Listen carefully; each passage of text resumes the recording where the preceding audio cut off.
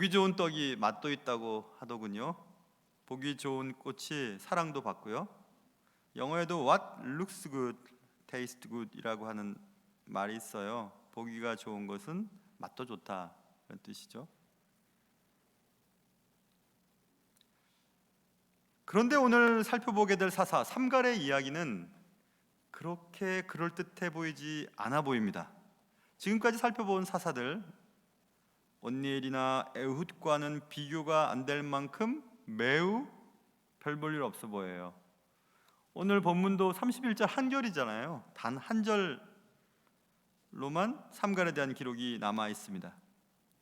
그래서 설교자들은 이 세 번째 사사 삼갈에 대한 이야기를요 살짝 넘어가려고 하는 유혹을 받아요. 얘기할 게 없어 보이니까요. 아니면 지난주 살펴본 두 번째 사사 에훗과 묶어서 설명을 합니다. 하나님의 손에 붙들리면 하나님이 크게 쓰실 수 있어. 왼손잡이도 괜찮고 수모는 막대기도 괜찮아. 이렇게 해결할 수 있습니다. 그런데 생각해봤습니다. 어느 누구의 인생도 무시해서는 안 된다는 생각을 해봤어요. 아무리 짧게 기록이 남아있어도 삼갈은 삼갈 자체의 인생이 있었을 것이고 왼손잡이 에훗은 에훗대로의 삶이 있었을 것이라 생각이 들었어요. 그래서 저는 오늘 짧은 구절 31절 한 절의 기록으로 남아있는 삼갈에 대한 얘기를 함으로 하나님께서 여러분과 저에게 하고 싶은 말씀을 듣는 귀한 시간 될 수 있기를 주님의 이름으로 축원합니다.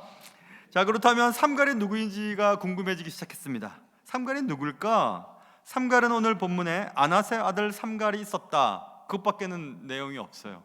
삼갈에 대한 내용이 아무것도 없어요. 그냥 아낫의 아들이었다. 그러면 우리는 아낫이 누굴까? 거기에 궁금증을 갖게 됩니다. 아낫의 아들이라 했으니 삼갈이 아낫이 누구지?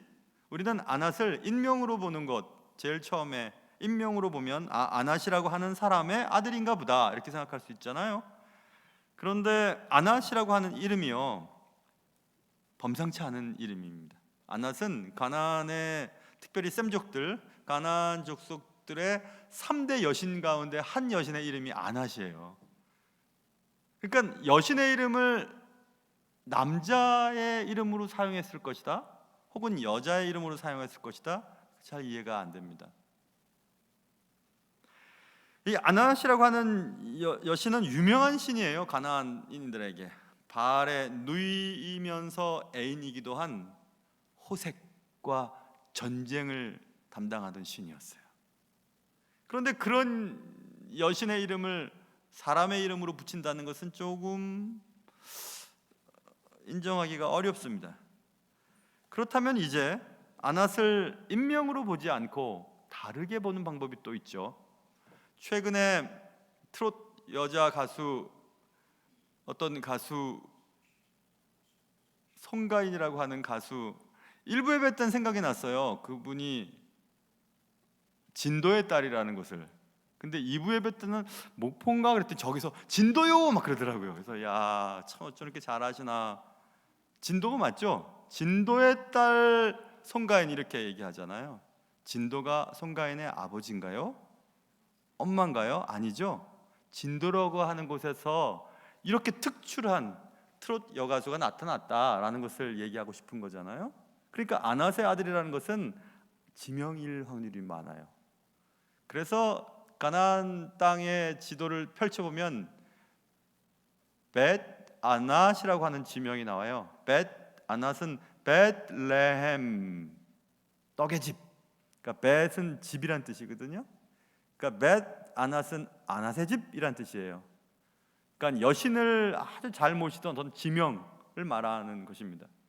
그러니까 분명히 이 삼갈은 여신, 가나안의 3대 여신 중에 하나인 아낫과 관련된 집안의 인물인 것은 우리가 추측이 가능해요. 왜냐하면 삼갈이라고 하는 이름도 유대인의 보편적인 이름이 아니에요. 삼갈은 술 따르는 자라는 뜻을 가진 이름이 있습니다. 술 따르는 자예요.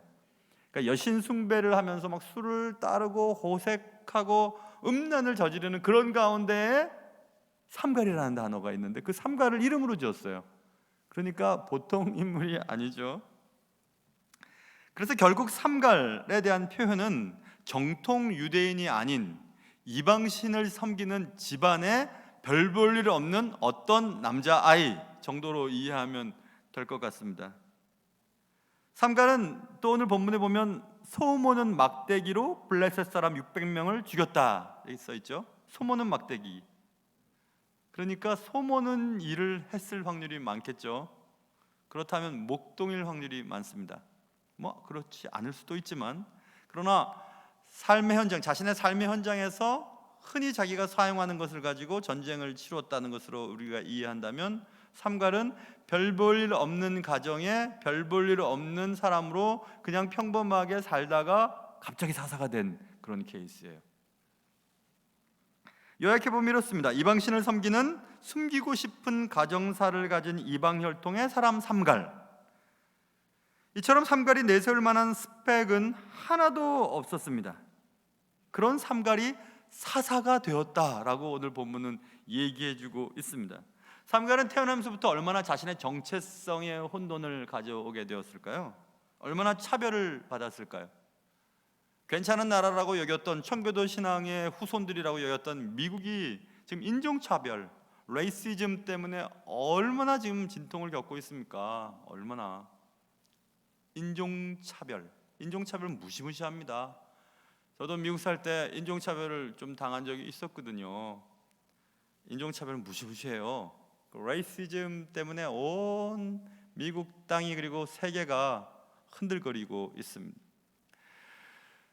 세상이 조금 더 가까워지고 운송수단이 발달해지면서 세계는 하나다, 지구는 하나다라고 말하지만 여전히 차별은 존재합니다.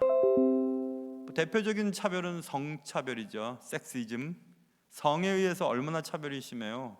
네 여자가 뭘 그런 걸 한다 그래? 남자가 뭐 이렇게 한다 그래? 뭐 이렇게 서로 역차별이 있죠. 성차별, 섹시즘. 뭐 요즘에 에이지즘이라고 하는 단어도 만들어졌어요. 연령차별, 노인차별이에요. 아이고 노인이 뭘 한다고? 아니 니까짓 게 뭘 한다고? 새파란 젊은이들이 하면서 나이로 인해서 차별을 하는 것입니다. 나이 차별이죠. 그 다음에 루키즘이라고 하는 단어 들어보셨어요? 룩은 보다는 뜻이잖아요. 보이는 것에 따라 차별하는 거예요. 외모지상주의, 외모로 차별하는 것입니다. 예전엔 배가 나오면 사장님 배라고 했는데 요즘 배가 나오면요 못 사는 사람 이렇게 생각을 해버렸어요. 잘 사는 사람 뭐 이런 사람들은 날씬합니다. 이상해졌죠? 그래서 이런 많은 차별은 참 사람을 슬프게 만듭니다. 왜냐하면 인종이나 피부 색깔이나 키나 외모나 남성이나 여성이나 또 뭐 하얀 얼굴이나 또 노란 얼굴이나 까만 얼굴이나 자기가 선택한 게 아니잖아요. 자기가 선택하지 않았어요. 자기가 노력해서 얻은 것도 아니에요. 그런데 그것 때문에 평생토록 고통을 받습니다. 삼갈은 정통 유대인이 아니었을 확률이 높다고 말씀드렸어요. 그리고 오직 하나님 한 분만을 섬기는 정통 신앙인의 후손도 아니라고 말씀드렸습니다. 벳 아낫이라고 하는 동네와 관계된 납달리 지역 지파가 살던 그 지역인데요. 거기에 가나안 족속 혈통이 아닐까 하는 추측을 해볼 수 있습니다. 그러니 분명히 주류 사회와 분명한 경계가 있는 자신의 상황에 대해 얼마나 힘이 들었을까? 그런 생각을 충분히 해볼 수 있습니다.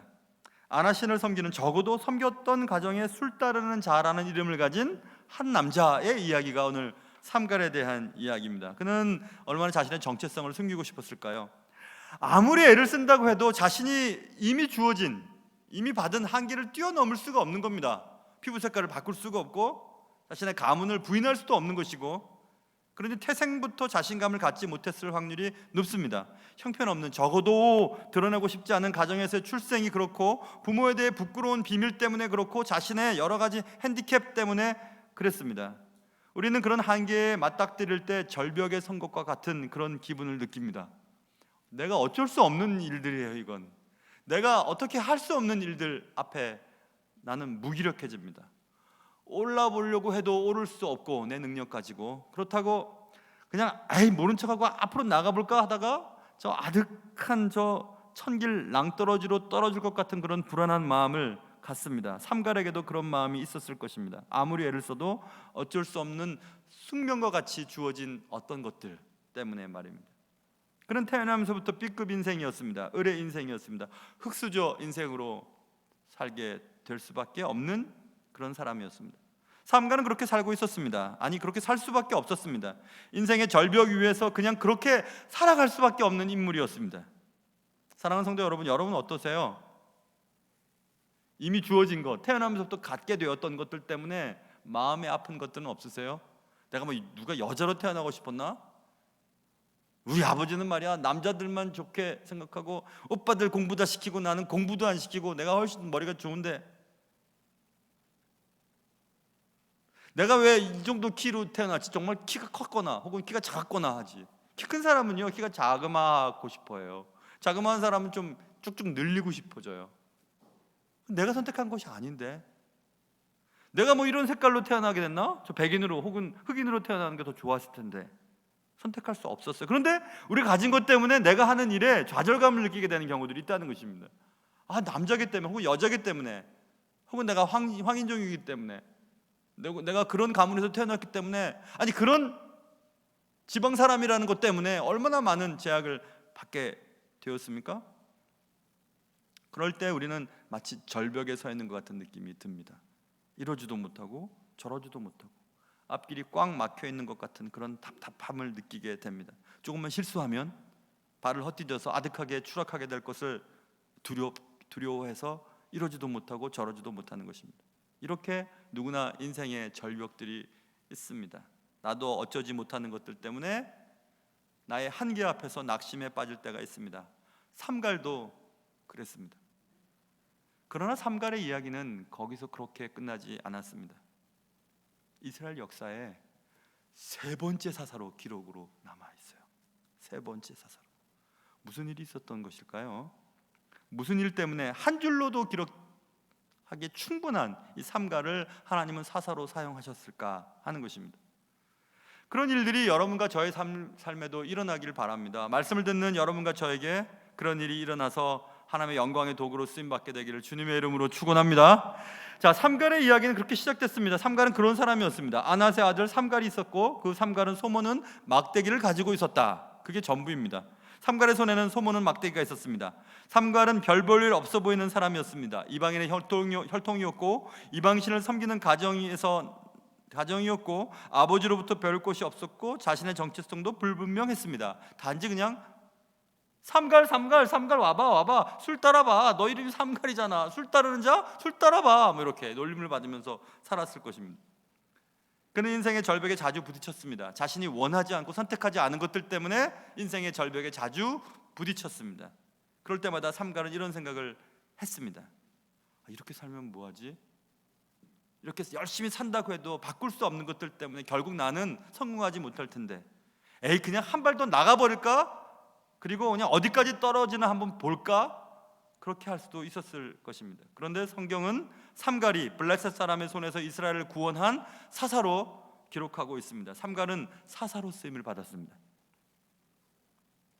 삼갈은 하나님이 이스라엘을 구원하는 도구로 쓰임을 받았습니다. 그런데 삼갈이 블레셋 사람들을 무너뜨린 방법은 소모는 막대기였습니다. 그 소모는 막대기를 휘두르면서 블레셋 600명을 무너뜨리고 이스라엘 백성들을 구원했다, 이렇게 쓰여 있습니다. 우리 이 말씀을 듣고 이 말씀을 보고 무슨 소모는 막대기로, 만화야 이거? 무슨 소설이야? 소모는 막대기로 그렇다니. 여러분과 저는 소모는 막대기를 사용해 본 경험이 없습니다. 그래서 웃음이 안 날지도 모르겠습니다. 그러나 소모는 막대기는 이 글을 읽던 이스라엘 사람들과 당대 사람들은 다 압니다. 소모는 막대기 한 2.5m 되는 둥근 막대기, 소를 죽이는 막대기가 아니에요. 소를 몰고 다니는 막대기예요. 둥글둥글한 막대기입니다. 그 소모는 막대기는 날카롭지도 않고요, 위협적이지도 않아요. 근데 그 소모는 막대기를 가지고 블레셋 그 대단한 그 족속 600명을 죽이고 이스라엘 민족을 구원했다고? 이거 말도 안 돼. 이상해. 말도 안 돼. 무기로 사용하기엔 전혀 이점이 없는 그런 도구를 가지고 했다고? 말도 안 되지. 그런데 그 소모는 막대기가 블레셋 600명을 죽이는 최고의 무기가 될 수 있었습니다. 왜 그랬죠? 그것은 단 한 가지 이유예요. 하나님이 그렇게 하신 것입니다. 하나님이 그것을 사용하셨기 때문에 그렇습니다. 그러기에 여러분과 제가 생각할 것이 있습니다. 하나님이 사용하시기로 작정만 하시면 안 되는 것은 하나도 없습니다. 하나님이 작정하시고 딱 붙잡으시면 무엇을 가지고서도 대단한 것들을 이루실 수 있는 분이 하나님이십니다. 여러분, 오늘 이 본문을 통해서 우리는 한 인물이 떠올라야 합니다. 하나님께서 어떤 인물에게 이렇게 얘기했습니다. 어느 날 네 손에 있는 것이 무엇이냐? 이렇게 물어봤어요. 출애굽기 4장 2절입니다. 여러분 잘 눈치채셨죠? 모세에게 물어봤습니다. 모세에게 네 손에 있는 게 뭐냐? 이렇게 물어봤습니다. 예?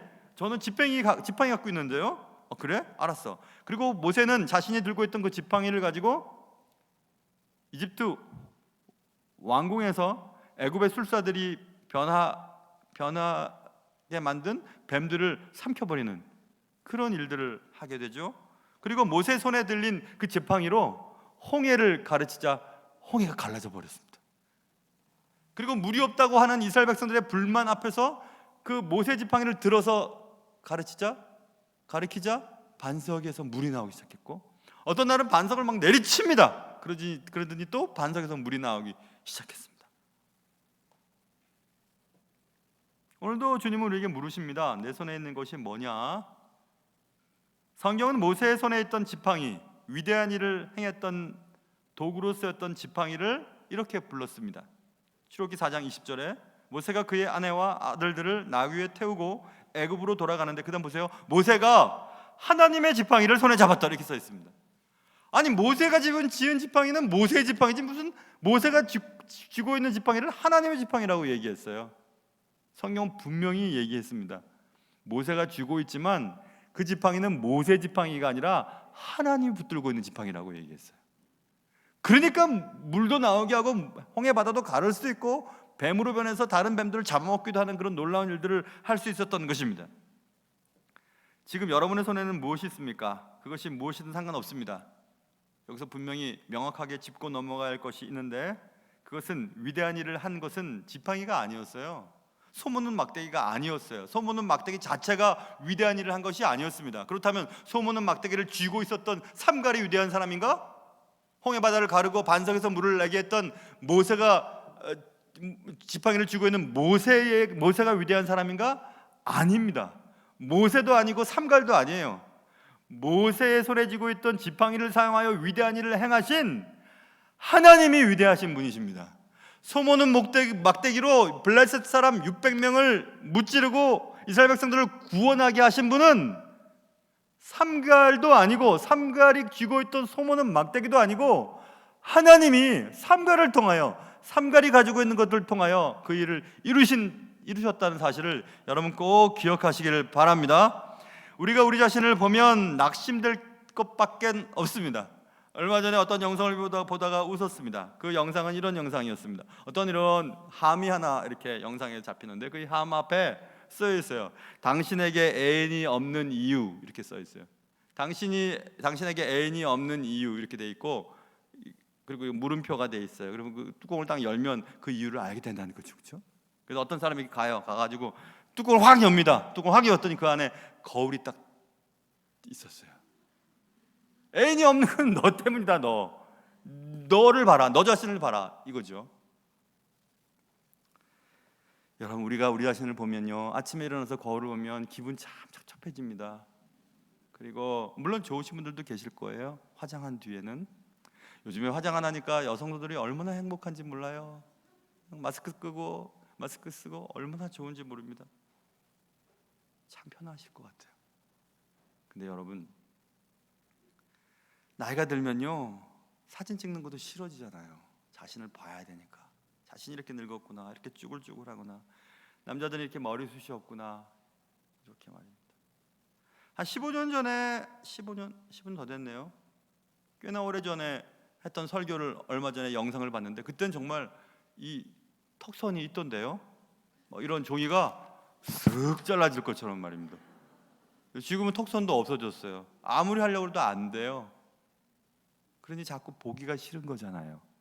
여러분도 여러분 보기 싫죠? 맞아요. 우리가 우리 자신을 바라보면 계속 실망스럽습니다. 주눅 들고요. 아무것도 못할 것 같아요. 예전에 어른들 이렇게 계단 올라오면 아이고 다리야, 아이고 무릎이야 막 그러셔서 무릎이 왜 아파 하면서 두 계단씩 세 계단씩 막 올라왔거든요. 요즘은 제가 무릎이 아파요. 무릎이 아파요. 아, 이게 어쩔 수 없구나 이런 생각이 들어요. 내 자신을 바라보면 점점 그렇습니다. 아무것도 못할 것 같아요. 할 수 없는 것들이 늘어나면서부터 절벽은 더 자주 우리 앞에 다가오게 됩니다.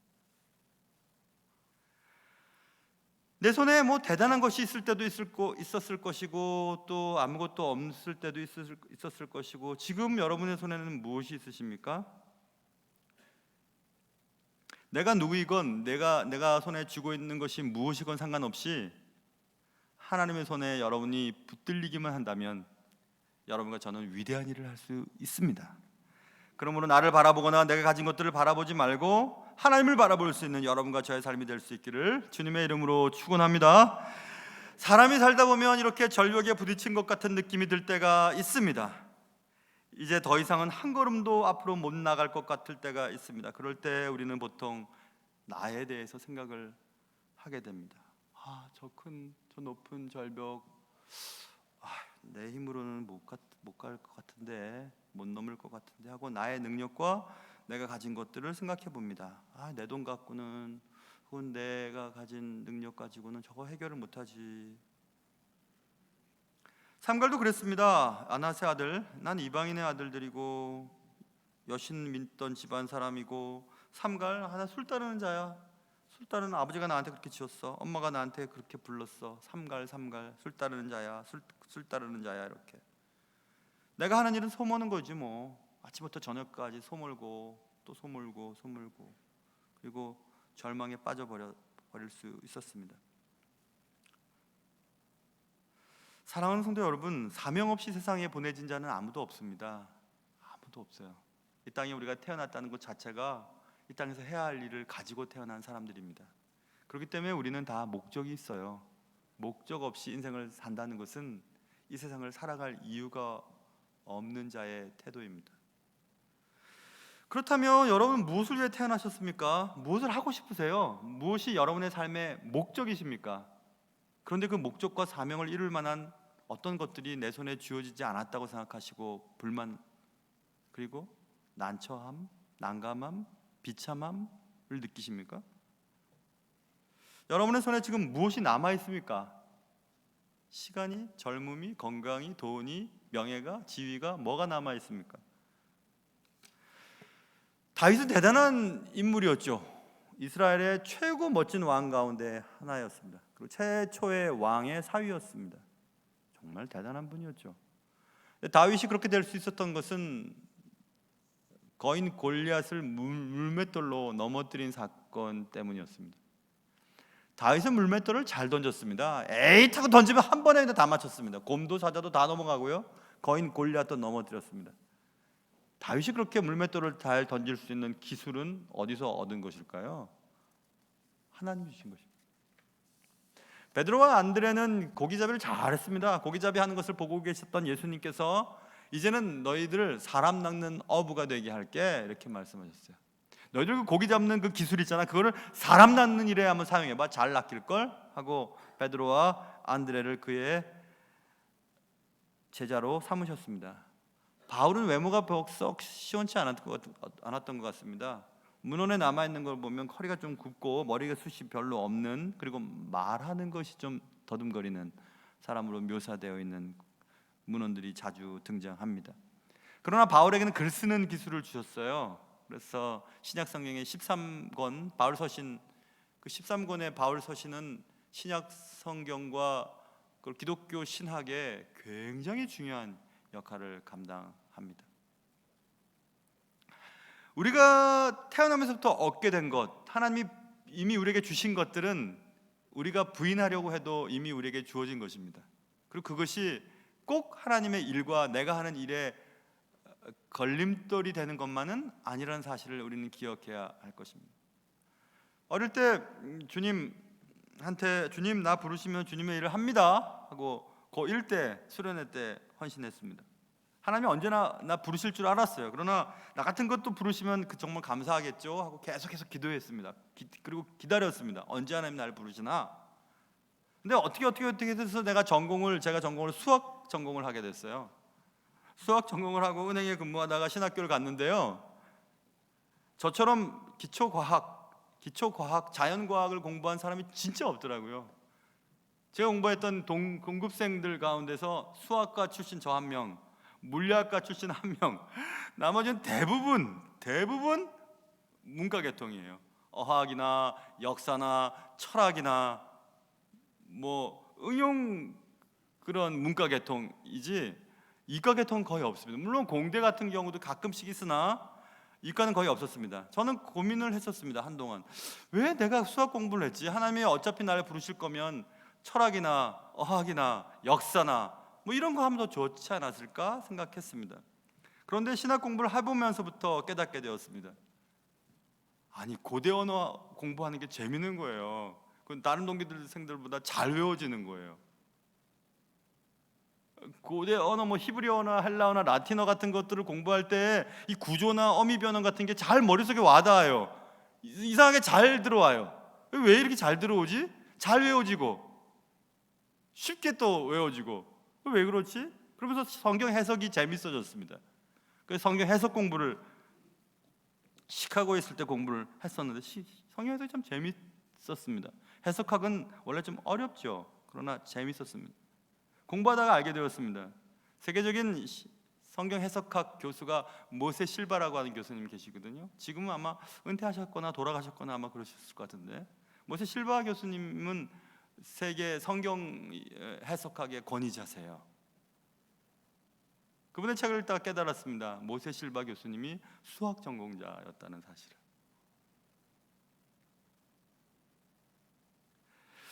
그래서 제가 깨달았습니다. 하나님께서 우리를 어떤 가정에 태어나게 하시고 어떤 성품을 갖게 하시고 남자 여자 그리고 어떤 교육을 받게 하시고 어떤 환경 속에서 자라게 하시고 지금 나를 이렇게 만드신 것은 하나님의 어떤 목적을 위해서 만들어 오신 것이었구나라는 것을 깨닫게 되었습니다.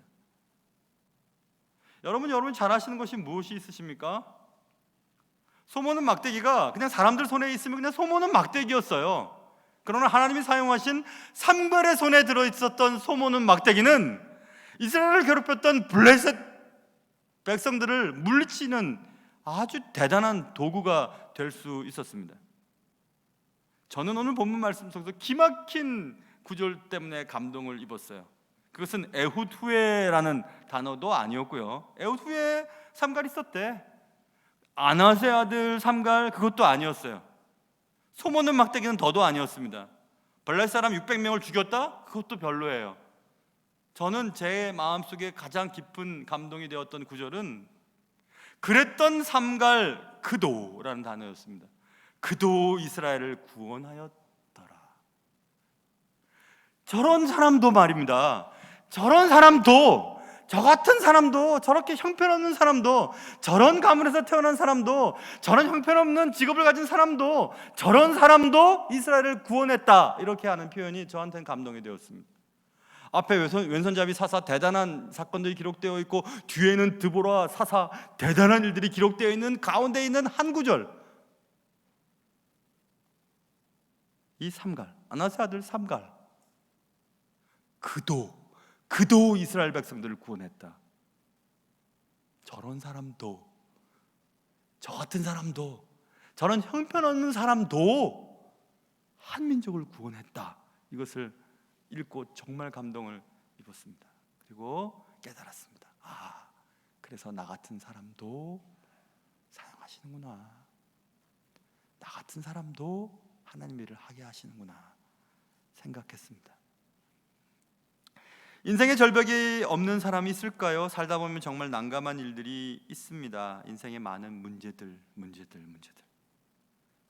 그러나 인생은 그런 것 같습니다. 어떤 사람이 얘기했던 것처럼 학생이 답을 찾기 위해서 문제를 풉니다. 답을 찾을 수가 없어요.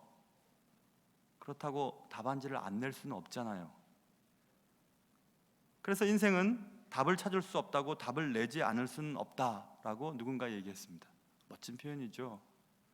답을 찾을 수가 없어요. 이 상황 속에서 어떻게 하는 것이 옳은 것인지 모르겠어요. 인생은. 그렇다고 인생을 포기할 수는 없지 않습니까? 어떻게든지 써내려 가야 하잖아요.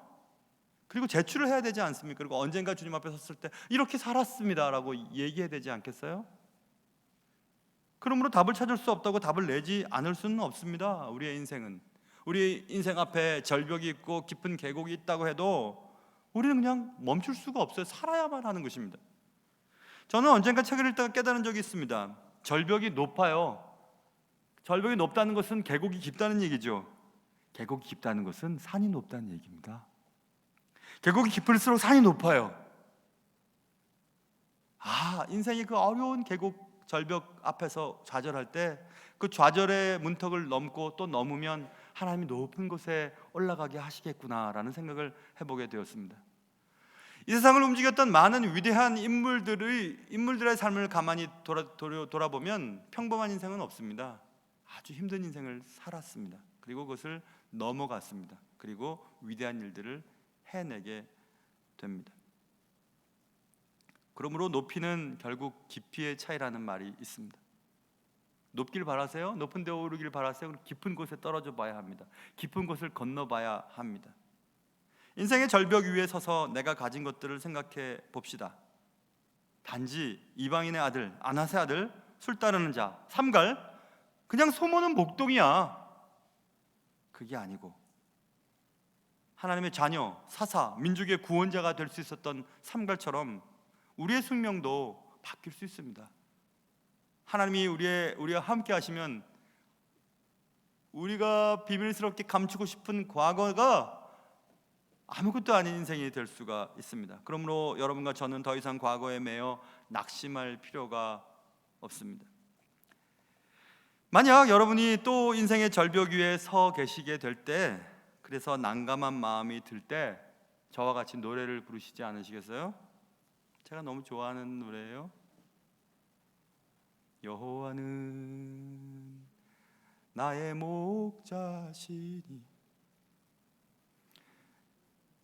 내가 부족함이 없으리로다. 여호와는 나의 목자시니 내가 부족함이 없으리로다. 그가 나를 푸른 초장에 쉬게 하시고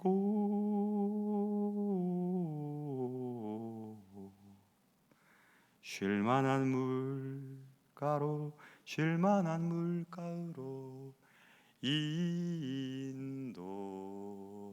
인도하시도다. 아멘.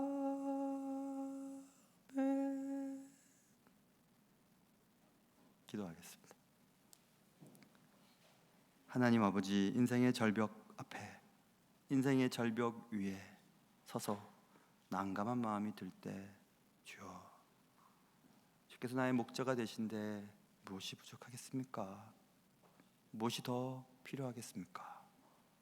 나를 평생토록 사랑하시고 주의 인자와 성실하심으로 나와 함께 하신 주님이 계셔서